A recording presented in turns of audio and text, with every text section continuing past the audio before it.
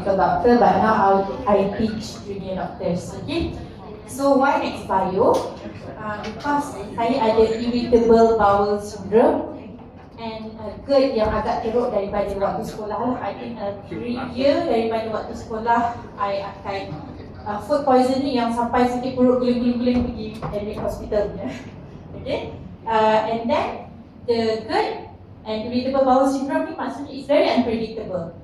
Kadang-kadang you lambat makan, okay. Tapi kadang-kadang lambat makan sakit dan sangat teruk. Salah makan sikit, you akan dapat cirit-cirit. So your gut is very unpredictable. That is irritable bowel syndrome lah. Okay.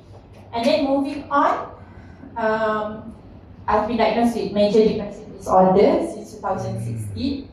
Revised to bipolar disorder last year. So you know when your primary brain is not so stable, okay, dia akan affect gut juga. Okay, so part of the depression, so bipolar ada depression component and ada hypomaniac component.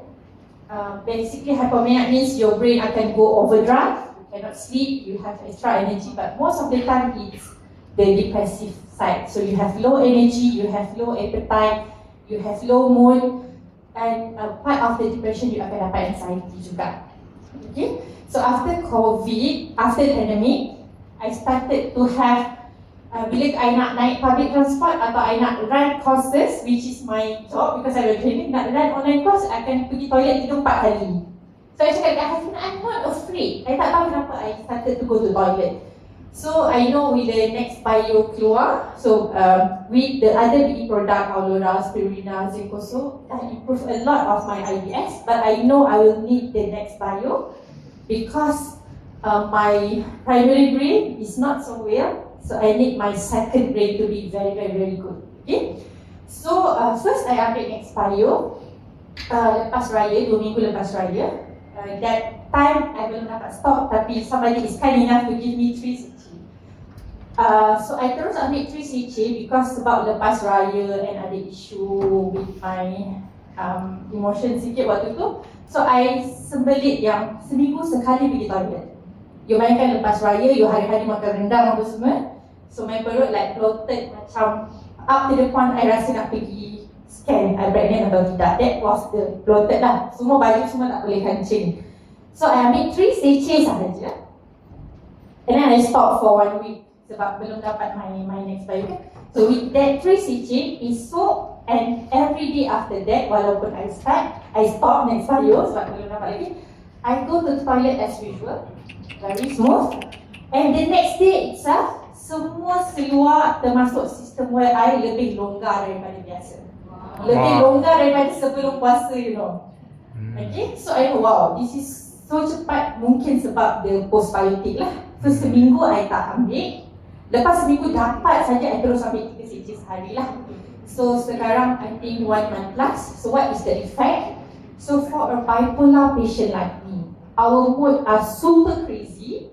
We are easily triggered. Okay, so and I have like forever I have problem with my sleeps. With Aulora socks and the scarf, 3 nights I can teach my sleeping pills. With Aulora socks and scarf. Tapi I still need my daily medication baru I boleh tidur lah. So per any flight I tak boleh tidur siang. Malam I only can sleep with my medication. I have tried a lot of supplement, all backed by science to help me sleep. Ashwagandha banyak lah, I don't want to mention. Tapi yang paling kuat pun boleh buat I rasa mengantuk, but I cannot sleep. I still need my meds. Next bio is the only one boleh buat I tidur naturally.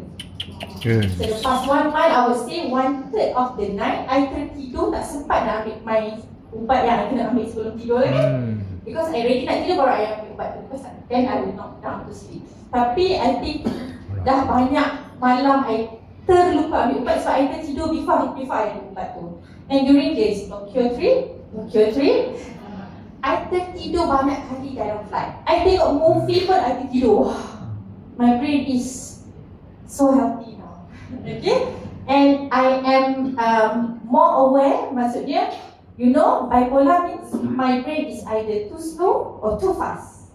So clarity is very difficult for us.